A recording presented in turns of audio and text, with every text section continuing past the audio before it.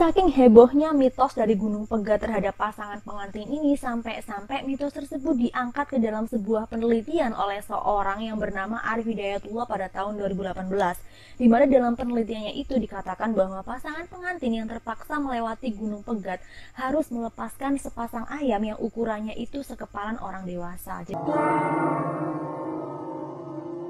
Halo, welcome back to Fin Mystery. Kali ini aku bakal nyeritain tempat-tempat yang katanya angker yang ada di tempat lahirku, Kabupaten Jombang.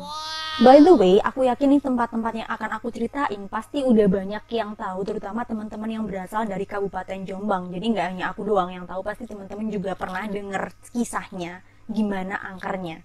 Jadi kalau misalkan nanti ada yang kurang dalam penyampaianku, bisa langsung tambahkan di kolom komentar. Terus buat teman-teman yang mungkin punya cerita horor, pengalaman horor, dan bersedia untuk aku ceritakan di dalam channelku ini, bisa langsung DM aku di Instagram atau tulis dan kirim melalui alamat email yang tertera di bawah ini. So, gak usah kakek ngomong, siapkan pikir, juga nyali, dan cerita dimulai dari sini.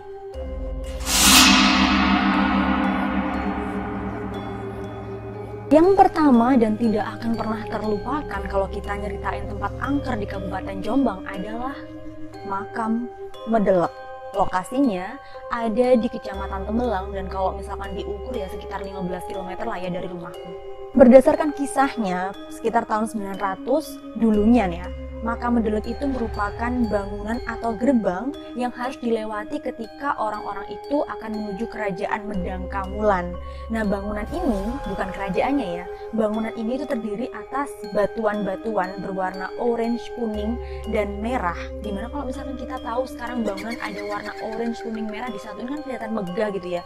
Nah, bangunan pintu gerbang ini tuh kayak gitu warnanya. Bangunan ini sudah ada tepat ketika kejayaan Kerajaan Mataram. Nah, konon katanya dulu tuh banyak kali orang yang kayak adu kekuatan, terus minta bantuan atau kerjasama dengan kerajaan gaib yang ada di Makam Medelek itu. Sekarang kan namanya Makam Medelek, dulu tuh orang-orang minta bantuan ke kerajaan gaib yang katanya ada di sekitar bangunan gerbang tersebut. Menurut mitos yang beredar, Makam Medelek ini ada dua pusaka yang sangat dikeramatkan. Nah, dua pusaka inilah yang menjadikan Makam Medelek itu punya kekuatan gaib dan ngebuat wilayahnya itu tercover gitu, jadi kayak terlindungi. Dua pusaka ini bisa saja memiliki kekuatan yang berbeda, tapi bisa saja memiliki kekuatan yang sama, tergantung bagaimana masyarakat sekitar memperlakukan dua pusaka keramat itu. Maksud dari kalimat yang aku sampaikan tadi adalah karena saking kuatnya dua pusaka keramat tersebut, maka perlakuan dari masyarakat sekitar itu akan berdampak besar terhadap energi yang dikeluarkan oleh dua pusaka itu. Jika perlakuan dari masyarakatnya itu baik, maka energi yang dikeluarkan adalah energi positif. Begitupun sebaliknya.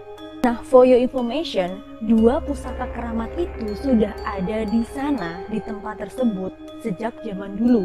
Jadi ketika tahun 900, saat belum jadi Makam Medelek, masih berupa bangunan gerbang menuju kerajaan Medang Kamulan, itu tuh udah ada dua pusaka keramat itu. Jadi kayak masyarakat zaman dahulu itu benar-benar berpengaruh terhadap energi yang dikeluarkan oleh dua pusaka itu sampai sekarang. Well, seperti yang aku bilang sebelumnya bahwa zaman dulu Makam Medelek itu kan masih berupa bangunan gerbang menuju Medang Kamulan. Terus orang-orang tuh banyak adu kekuatan di situ, minta bantuan dari makhluk gaib, dari kerajaan gaib yang ada di situ. Nah, mereka pun dengar dong kalau itu tuh ada dua benda keramat, dua pusaka keramat yang sangat besar kekuatannya. Akhirnya membuat orang yang paling dihormati pada zaman itu yang bernama Ki Ageng Medelek itu berniat untuk mendapatkan dua pusaka tersebut. Mungkin maksud beliau adalah pengen ngehandle, pengen menjadikan dua benda keramat itu nggak diperebutkan oleh orang banyak, biar dia aja yang handle, mungkin ceritanya kayak gitu ya. Tapi yang disayangkan berdasarkan ceritanya ini ya kan, Ki Ageng Medelek itu salah langkah dalam upaya mendapatkan pusaka keramat tersebut. Jadi kayak niatnya itu mungkin baik supaya pusaka ini nggak diperebutkan banyak orang, supaya beliau aja yang handle gitu kan. Cuma cara beliau itu salah katanya. Jadi demi mendapatkan atau mengangkat dua pusaka keramat itu, beliau mengorbankan banyak nyawa dari orang-orang sakti dengan cara beradu kekuatan di wilayah yang sekarang disebut Makam Medelek. Dan lambat laun orang-orang sakti di sekitar wilayah gerbang atau kerajaan Medang Kamulan itu pun berkurang, tewas satu persatu, hingga akhirnya menyisakan satu orang saja, yaitu Ki Ageng Medelek. Nah, seperti yang aku bilang tadi ya kan, dua pusaka keramat itu akan memberikan efek atau dampak atau energi sesuai dengan perlakuan masyarakatnya. Nah, waktu itu kan cara yang dipakai oleh Ki Ageng Medelek tuh ya salah gitu kan, walaupun mungkin niatnya itu baik, ingin ngehandle pusaka supaya tidak diperebutkan, cuma caranya salah, sehingga energi yang dikeluarkan oleh dua benda keramat tersebut pun adalah energi negatif. Dan energi negatif yang dikeluarkan oleh dua pusaka keramat itu pada tahun 900 itu masih continuous, masih berlanjut sampai sekarang. Itulah yang menyebabkan wilayah yang dinamai Makam Medelek ini kayak kelihatannya tuh angker, kemudian bahasa Jawa tuh samun gitu ya, nggak enak aja gitu ya kan. Karena seperti yang aku sampaikan di video-video yang lain, ketika kita memberikan energi yang positif, maka timbal baliknya yang dikeluarkan oleh kekuatan di luar manusia itu juga akan positif.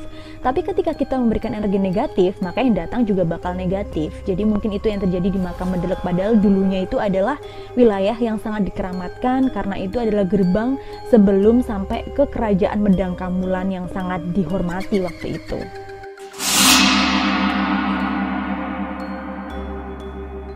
Next adalah pos polisi 02 yang ada di Jombang. For your information, pos polisi 02 Jombang ini sebenarnya udah dibongkar pada tahun 2016. Tapi walaupun pos polisi 02 ini udah nggak ada, cerita mistis yang menyelimuti pos polisi tersebut masih terus bergulir di masyarakat sekitar sampai sekarang. Dulunya, pos polisi 02 ini berada di tepi jalan nasional yang menghubungkan Kabupaten Jombang dengan kota Surabaya. Tepatnya berada di Jalan Raya Sawahan, Desa Sambirejo, Kecamatan Jogoroto, Kabupaten Jombang. Karena alasan kurang efektif, jarang dipakai, akhirnya pada tahun 2016, pos polisi 02 itu dibongkar oleh Satlantas Kabupaten Jombang. Menurut salah seorang warga sekitar yang bernama Jamil, pos polisi 02 Jombang ini memang cukup angker karena kenyataannya sangat sedikit sekali Kops Bayangkara yang mau untuk berjaga di situ. Mereka enggan untuk berjaga atau sekedar tidur di pos polisi itu ya karena emang katanya banyak yang mengganggu. Jadi mungkin ini ya kan alasannya terus dikatain kurang efektif gitu ya sih. Percaya atau tidak, katanya si Jamil, kalau misalkan pos polisi 02 itu dijaga oleh polisi walaupun cuma seorang, pasti bakal terjadi kecelakaan. Tapi kalau misalkan nggak ada yang jaga, di pos polisi 02 itu sepi, nggak bakal ada kecelakaan. Karena saking seringnya terjadi kecelakaan di sekitar pos polisi 02 itu pada saat masih ada dulu ya kan, sampai-sampai warga sekitar, khususnya si Jamil ini, katanya punya penanda khusus bakal terjadi kecelakaan di wilayah itu yang mereka namai dengan gemerincing kematian.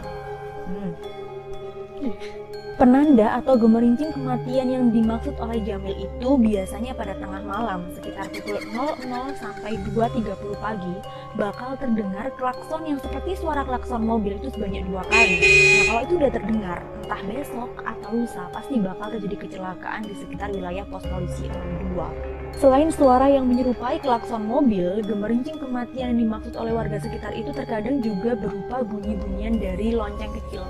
Dan ini katanya benar-benar kejadian. Pernah waktu itu si Jamil lagi duduk di depan rumahnya yang memang kebetulan menghadap ke pos polisi 02 pada saat masih ada waktu itu ya kan. Si Jamil ini lagi merokok, terus tiba-tiba dia itu ngedengar suara yang seperti gemerincing lonceng. Jamil yang waktu itu penasaran sempat mendekat ke lokasi pos polisi 02, tapi ketika dicari suara gemerincing itu, Jamil nggak nemuin apa-apa, dan esok harinya terjadilah kecelakaan maut yang menewaskan seorang siswa dan 4 lainnya luka-luka. Kronologi kejadiannya adalah pagi itu ada 5 siswa yang mau menyeberang, terus disabrangin sama petugas polisi yang jaga pos 02 itu. Nah, ketika menyeberang tuh tiba-tiba datang sebuah truk dengan kecepatan tinggi dan akhirnya brak, terjadilah kecelakaan. Ketika diperiksa katanya si sopir itu bilang tiba-tiba remnya itu blong.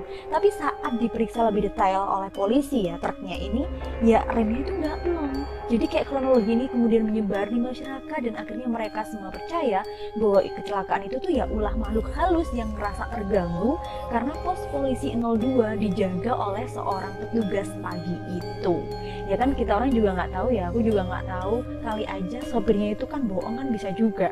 Jadi buat teman-teman yang tahu kronologi sebenarnya bisa langsung komen di kolom komentar. Peristiwa lain yang masih melekat di ingatan Jamil adalah ketika terjadi sebuah kecelakaan parah, kemudian korbannya itu meninggal. Nah, keluarga korban itu kayak pengen tahu gitu kan apa yang sebenarnya terjadi, karena kalau di nalar itu beneran nggak logis kronologinya. Dia pun atau pihak keluarga itu bawa paranormal ke lokasi kejadian. Nah, paranormalnya itu bilang bahwa pos polisi 02 lah yang menyebabkan kecelakaan tersebut. Dia menurutnya paranormal itu ya, di situ kayak ada kerajaan atau gerbang gitu. Terus banyak makhluk gaib yang mondar-mandir di situ. Nah, mereka itu ngerasa terganggu banget. Makhluk gaib itu ngerasa terganggu kalau misalkan ada petugas polisi yang jaga pos polisi 02, sehingga kemarahannya mereka pun dilampiaskan dengan menciptakan atau menyebabkan kecelakaan yang bahkan sampai menyebabkan nyawa melayang. Sampai akhirnya pada pertengahan 2016, Satlantas Polres Jombang membongkar pos polisi 02. Nah, kegiatan ini pun menciptakan rumor yang beredar dengan sangat cepat di sekitar masyarakat yang menyatakan bahwa upaya yang diambil oleh Satlantas ini merupakan upaya untuk mengurangi angka kecelakaan bahkan kematian yang sering kali terjadi di sekitar pos polisi 02. Nah, walaupun itu tuh cuma rumor, tapi kenyataannya sejak dibongkar pertengahan 2016 sampai sekarang itu hampir tidak terjadi kecelakaan di pos polisi 02. Jadi kayak kontras banget, ketika pos itu masih ada tuh banyak kecelakaan terjadi di situ, tapi saat dibongkar itu kayak udah nggak ada kecelakaan di situ. Percaya nggak percaya kan? Aku pun agak nggak percaya, aku nggak tahu. Sementara itu, Aibtu Yoyo ketika dimintai keterangan saat beliau bertugas di pos polisi Ringin Contong menyatakan bahwa beliau memang seringkali mendengar cerita-cerita horor, cerita mistis terkait pos polisi 02. Tapi beliau juga memberikan keterangan bahwa selama berjaga atau bertugas di pos polisi itu dulu, dia nggak pernah ngerasain gangguan apapun gitu. Beda sama teman-temannya dia yang bilang bahwasanya seringkali diganggu oleh makhluk halus di pos tersebut sehingga teman-temannya itu nggak kerasan berjaga di situ. Katanya kayak gitu. Namun dengan bahasa yang diplomatis, Aibtu Yoyo ini juga tidak menampik kenyataan bahwa sejak dibongkar atau setelah dibongkar pos polisi 02 ini hampir tidak pernah terjadi kecelakaan sejak pertengahan 2016 sampai sekarang. Jadi pernyataan Aibtu Yoyo itu bikin kita orang kayak percaya nggak percaya kan sama apa yang terjadi terhadap pos polisi 02. Ya pokoknya kayak gitulah. Sekarang pos polisi 02 udah nggak ada dan hampir nggak ada terjadi kecelakaan seperti sebelum-sebelumnya. Alhamdulillah ya kan.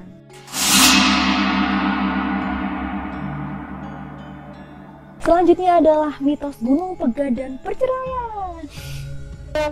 Aku jadi kayak suka banget.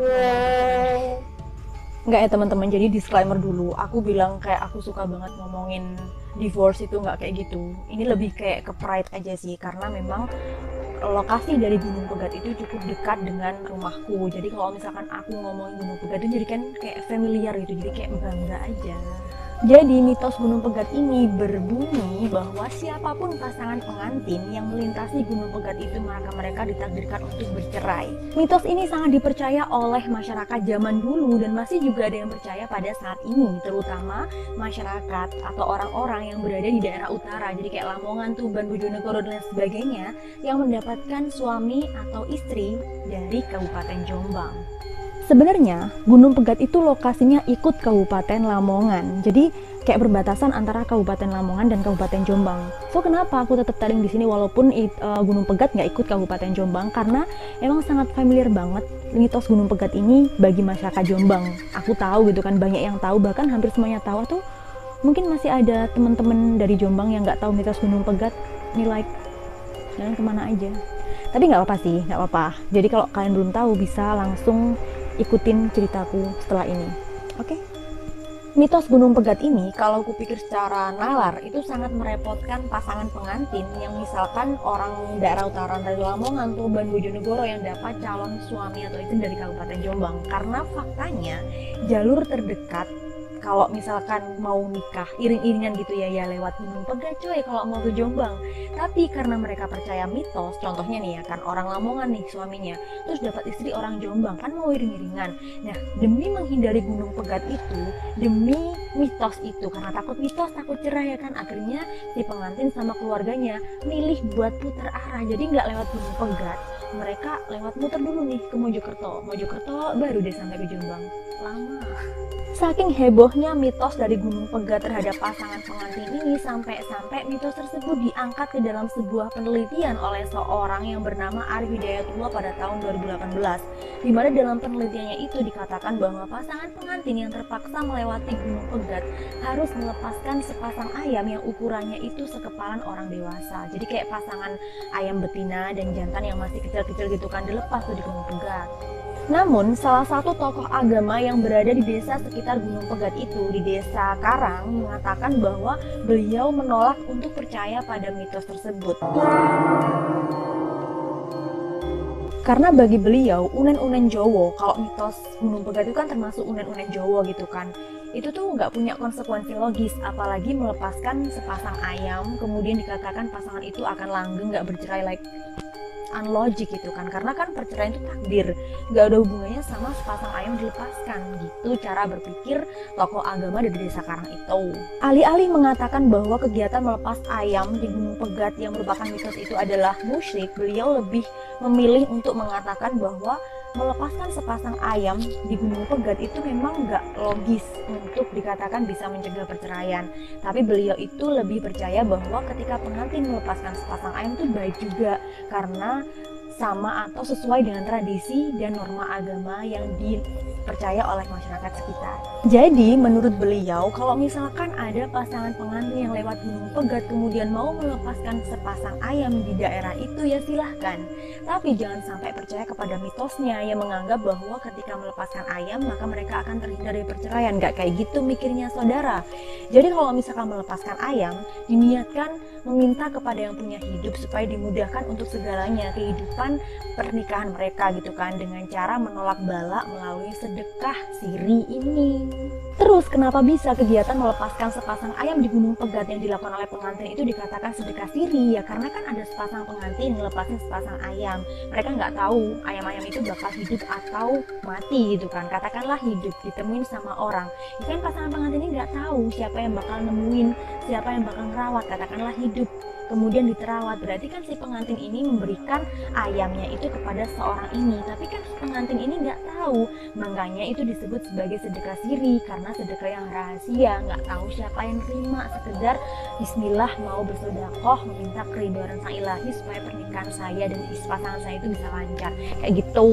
Jika calon pengantin tidak berkenan untuk melepaskan sepasang ayam di Gunung Pegat, maka akan membuat warga sekitar itu gelo gitu kan, maksudnya kayak nggak rela gitu, sehingga mereka bisa aja mengumpat atau memberikan doa jelek, nanti ini bakal pegatan. Nah itu yang nggak diinginkan, maka lebih baik melepaskan seekor ayam mengikuti tradisi dan niatnya itu adalah sedekah, bukan percaya mitos kayak gitu. Terkait asal muasal mitos perceraian dengan Gunung Pegat ini adalah ketika zaman Belanda dulu. Jadi kayak zaman Belanda dulu kan ada yang namanya kerja rodi. Nah demi memudahkan akses antara daerah utara dengan daerah selatan, kan ada gunung gitu kan, dulu namanya itu Gunung Gajah. Nah karena ada Gunung Gajah itu, untuk memudahkan akhirnya dibelah lah itu Gunung Gajah oleh pihak Belanda. Yang ngebelah siapa? Ya masyarakat pribumi dengan cara kerja rodi, siang, pagi, malam, suruh kerja, nggak dikasih makan sampai mereka sakit kelaparan kayak gitu ya kan. Banyak yang meninggal di situ. Nah nggak semuanya meninggal, masih ada beberapa orang yang bertahan hidup. Nah karena saking sakit hatinya mungkin ya kan, mereka disuruh kerja, nggak bisa menikmati dunia asmara gitu kan, sampai-sampai mungkin mereka sampai berani untuk bersumpah serapah dengan mengatakan sopo wae nganten sing liwat daerah kini bakal pegatan. Sejak saat itulah mitos terkait perceraian dengan Gunung Pegat ini dipercaya oleh banyak orang dan terus ditularkan dari mulut ke mulut sehingga masih terdengar sampai sekarang. Selain itu, kalau dipikir secara nalar, nama Gunung Pegat itu sangat berkaitan erat dengan letak geologis dari gunung ini. Seperti yang bilang tadi kan awalnya Gunung Gajah nyatu, Terus untuk memudahkan jalur utara dan selatan, Belanda itu memisahkan gunung tersebut ya kan, di Pegat. Nah, buat yang tanya, kenapa sih kok selalu dihubungkan Gunung Pegat dengan perceraian? Ini buat teman-teman yang nggak paham bahasa Jawa, atau teman-teman yang udah paham bahasa Jawa tapi masih nggak ngeh hubungan antara Gunung Pegat dan perceraian. Kata Pegat itu bisa berarti dipisah, atau juga bisa berarti dua manusia yang awalnya disatukan dalam pernikahan itu dipegat dan hidup sendiri-sendiri. Makanya dari kosakata Pegat yang bisa berarti pisah dan cerai ini, akhirnya Gunung Pegat itu selalu dikaitkan dengan perceraian pengantin gitu. Oke, demikian cerita kali ini. Terima kasih yang udah nonton sampai detik ini. Semoga teman-teman mendapatkan informasi yang sangat membantu dan juga semoga bisa menghibur. Sekali lagi aku ingatkan buat teman-teman yang punya cerita horor atau pengalaman horor bisa langsung DM aku di Instagram atau tulis ceritanya kemudian dikirim email ke alamat email yang ada di bawah ini. Jangan lupa kalau suka video seperti ini, share sebanyak-banyaknya, kasih tahu ke teman-temannya juga boleh. Kalau misalkan suka video ini, tekan like-nya dan tinggalkan komen di kolom komentar, bisa request juga. Terus jangan lupa subscribe channel ini karena subscribe dari teman-teman itu sangat support aku untuk lebih baik lagi ke depannya. Thank you for watching and see you in the next video dalam episode Fin Mystery. Bye.